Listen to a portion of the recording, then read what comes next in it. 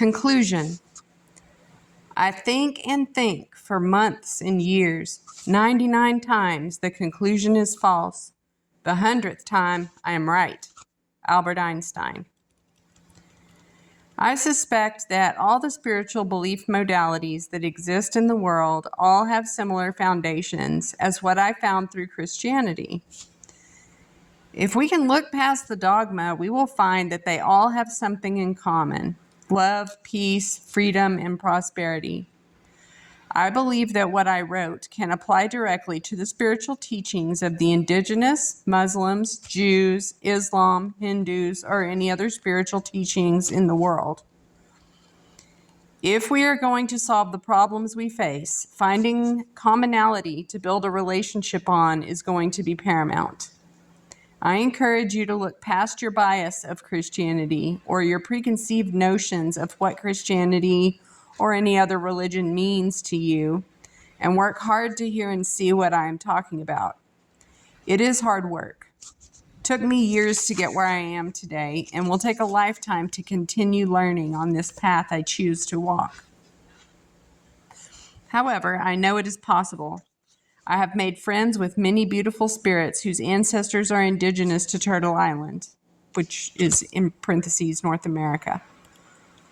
The spirit of our words is the same, even though the mechanics of our language may be different. I found the same when I made friends with Muslims in the UK and other areas of the world. There is a global conspiracy to scare people away from the truth. I will never pretend to know the truth. My conclusions in this book may be completely wrong. I doubt they are, as it feels right to me. It resonates in my heart, and my spirit sings as I reflect on the ideas expressed in this book.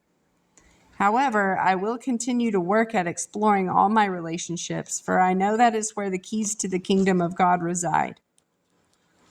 Walking in the Spirit is a very challenging journey. There are so many temptations, and at times the body wins and takes over.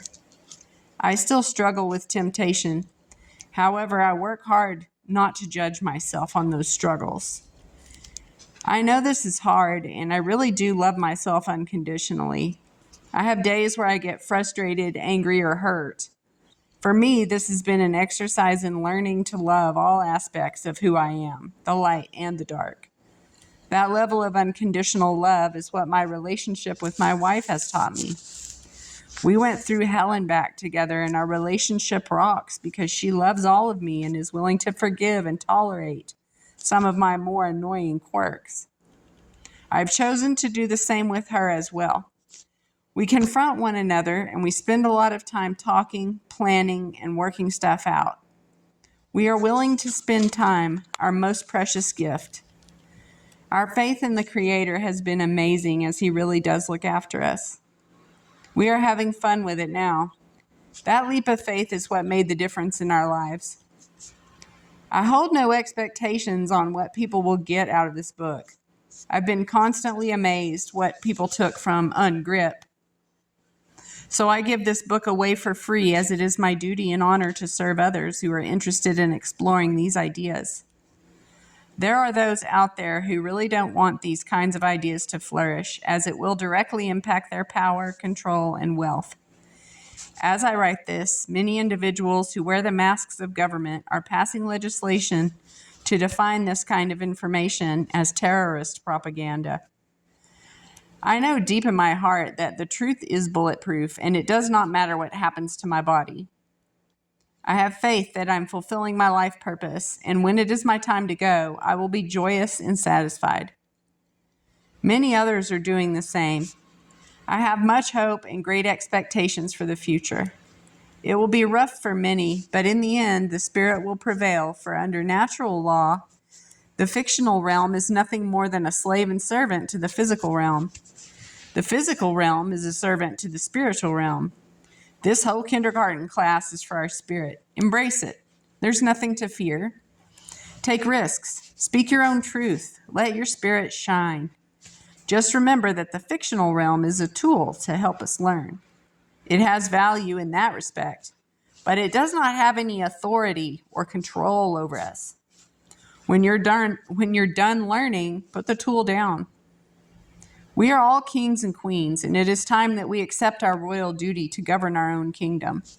Our royal lineage makes us all divine, spiritual beings with unlimited potential.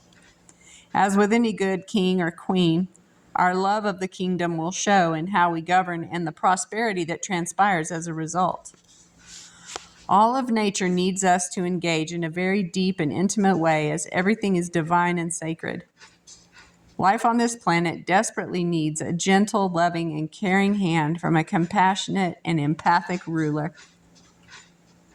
If we can agree on a common foundation to build a long-lasting, respectful, honorable relationship, there will be nothing that can get in our way of finding the peace, freedom, and prosperity we all desire, for ourselves and for our offspring for generations to come. Who knows, perhaps if we do well, our next spiritual assignment will be even more challenging and grandiose as the one we are working on right now. It is time to resurrect ourselves and embrace the full potential of what it means to be I am. About the author. Rob and the Paget family is a leader at researching, educating, writing, and testing foundational issues that plague mankind. He and his family have lived off-grid since 2007. He walked away from a successful 20-plus year career in information technology and sold their home in order to live in the country and build a relationship with God and all that nature has to offer. Having conquered many of his internal demons that nearly destroyed him through depression and suicide, he now focuses on helping people see all aspects of life. His focus is on how we can all build healthy relationships with each other, nature, the Creator, and the I Am self. His work was featured in the third film released by an award-winning documentary producer, Ben Stewart. Ungrip is free online and has been viewed by hundreds of thousands of people worldwide. This book, Graduating Life with Honors, Conscious Self-Governance in God's Kingdom, is a follow-up to that film to help people interested in taking a sobering look in the mirror and start addressing the root issues we face today. Rob is starting to work on 3 other books. Unplug will be a compilation of the trials and tribulations of walking away from all the dependencies of the grid and explore what it takes to live off-grid. Ungrip will explore the legalistic aspects of the grid and will show people how the system really works. The third book, currently untitled, will be a compilation of all the writings, posts, blogs, etc. that can be found on his website and Facebook. That's the end, and I just have one little comment, and that is the common foundation that we all need for building our conscious self-governance, for building our healthy relationships, and for building the kingdom is the true cornerstone. That's the only cornerstone that anybody can ever build anything lasting upon, and that is the one that was laid, and his name is Jesus. Well, that's the English word that people call him. I guess the Greek was Esau. The Hebrew was something like Yeshua. Anyway, we need to distinguish because there is the Roman cult uses a name Jesus for a solar deity that they've replaced the Hebrew Messiah with. Okay, so we just need to make sure that we're talking about the same Jesus when we are discussing these things. The Jesus of the Hebrews that was crucified, that didn't just have an annual cycle where his light gets really short and then there's a solstice and then his light starts getting brighter again.